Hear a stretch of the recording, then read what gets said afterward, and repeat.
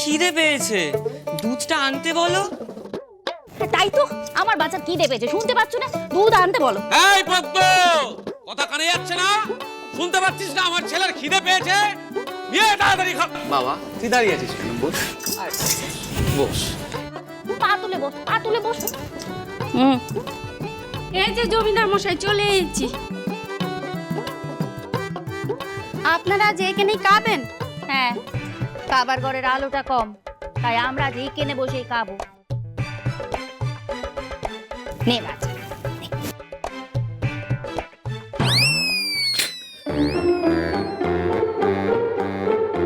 ছি, এটা দুধ না, পিটুলি গোলা। হ্যাঁ,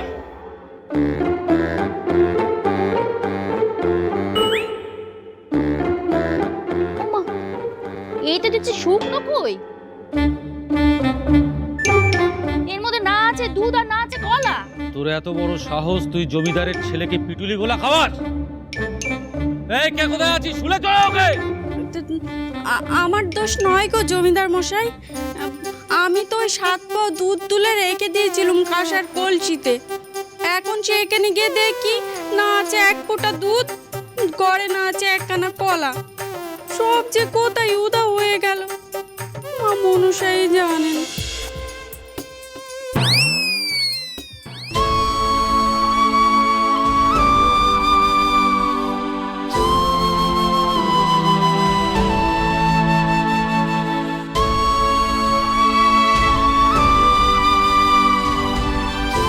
মা মনসা, আজ আমরা বড় অসহায় হয়ে তোমার কাছে সাহায্য চাইতে এসেছি মা। আমার বাবা মা আপনজনেরা সবকিছু হারিয়ে ঘর ছাড়া, তাদেরকে ঘর ফিরিয়ে দিতে গেলে যে আমাকে তোমার সাহায্য নিতেই হবে মা। আমাকে এমন অনেক কথা বলতে হবে যেগুলো তুমি কখনো বলতে না। এই অপরাধের জন্য তুমি আমাকে ক্ষমা করে দিও মা।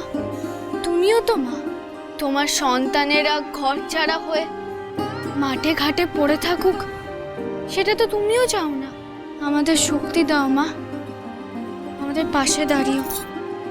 এতদিন সবাই খেল দেখিয়েছে, এবার তোমার খেল দেখানোর পালাবো। দেখো, তোমার উপরে কিন্তু নির্ভর করছে আমরা ওই বাড়িটা ফিরে পাবো কি পাবো না। আমার না ভয় করছে পৃথ্বীরাজ। কেন ভয় করছে কেন? আরে বাবা, ভয় পাওয়ার কিচ্ছু নেই বউ, ভয় তো পাবে এবার কাকামণিরা। তুমি চিন্তা করো না বৌদিদি, আমরা তো আছি। হ্যাঁ, আর ঠাকমা তো বলেন যে দোষীদের শাস্তি পাওয়া উচিত। আর তোমার কাকামণিরা তো শ্বশুর মশাই শালাবাবু সবাইকে বাড়ি থেকে তাড়িয়ে দিয়েছে। এবার আমরা ওদেরকে ওই বাড়ি থেকে তাড়িয়ে দেবো। হ্যাঁ না বউ, এটা মুখস্থ করে নাও। এটা কি? তুমি ঠিক যা যা বলবে তার একটা খসড়া বানিয়ে দিয়েছি। এই নাও নাও নাও।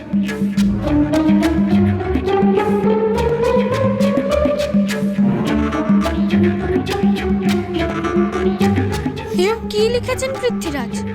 মৃত্যু, জমের দোয়ার? না না, আমি এসব বলতে পারবো না। আরে বাবা কেন? আরে হাজার হোক, উনি তো আমার কাকামণি। আরে বাবা, তুমি ছবল মারবে বলবে, সত্যি সত্যি ছবল মারবে ধরি। তাও খগেন দাদা আমার খুড়তো দাদা। দেখো বউ, ওদেরকে ভয় না দেখালে ওরা বাড়ি থেকে বেরোবে না, আর ওদেরকে এইসব না বললে ওদের ভেতরে ভয় ঢুকবেও না। বেশ,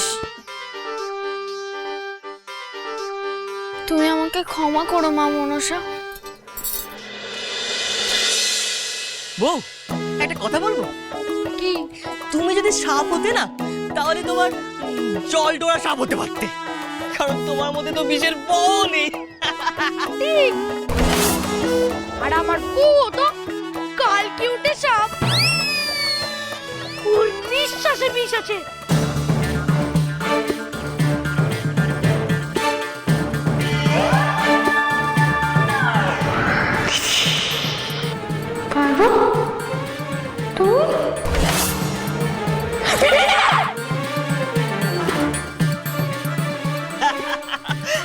একদম ঠিক বলেছিস বোদা। হ্যাঁ, এই নে, এই বাক্সটা মামা বাবু পাঠিয়েছে। এটা আবার কি? কি আছে এতে? ওখানে যা যা লাগবে সব আছে। আর এটাও আছে। ও দে বউ।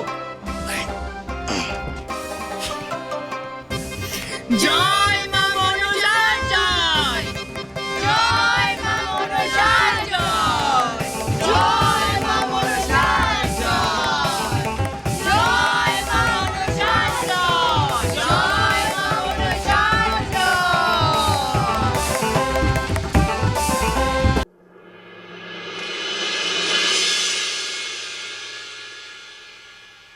ওমা এ কি গো, ঘর ভর্তি সব কাগজ পাগজ চড়িয়ে তুমি কি করছো বলো দেখি? আসলে ওকালতি ছাড়া তো জীবনে আর কিছু করিনি, কিন্তু এখন হাতের উপর হাত রেখে বসে থাকলে তো সংসার চলবে না, তাই এই জমির কাগজপত্রগুলো বের করছি।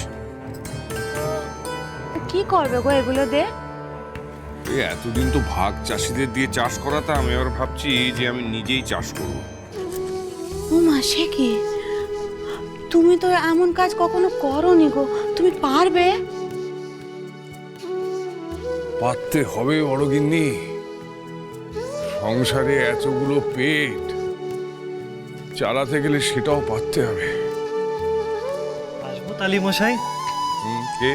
ও নরেন, এসো এসো বাবা এসো। তা বল কি তোমার তোমার এই অবস্থা হলো কি করে? আগে রোজগার করতে।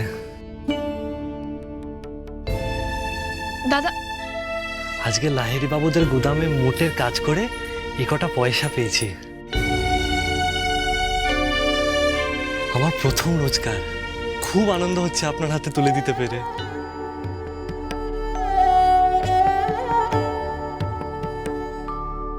বাবা, জীবনের প্রথম রোজগার বাবা মায়ের হাতে দিতে হয়। যাও গিয়ে বেয়ানের হাতে গিয়ে দাও। গেছিলাম, ওনারাই বললেন আপনাকে দিতে। বেয়াই মশাই আমাকে দিতে বলেছে? হ্যাঁ তালি মশাই। কিন্তু কেন? এখন তো আপনি আমাদের সবার মাথা।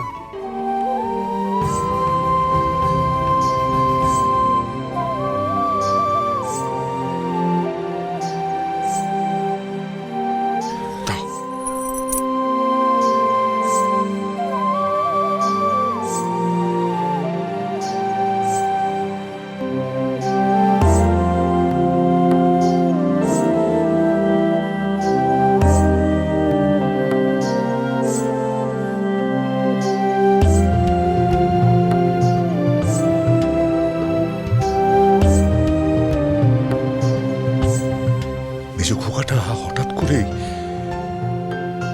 বড় হয়ে গেল কিন্তু।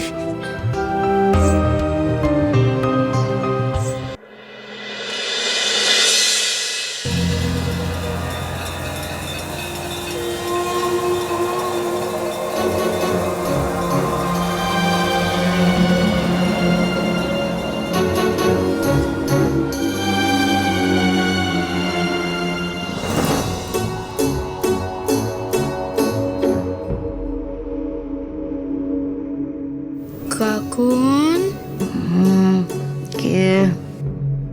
কাকুন, কাকুন, কে? ও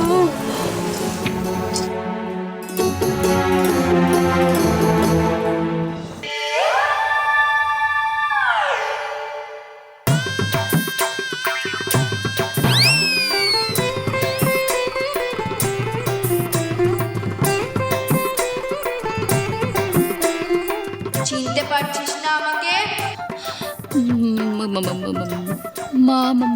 মনসা, তুমি কেন টাকা দিলে মা? কেন এসেছো আমার কাছে? তোর ছেলেকে নিয়ে যেতে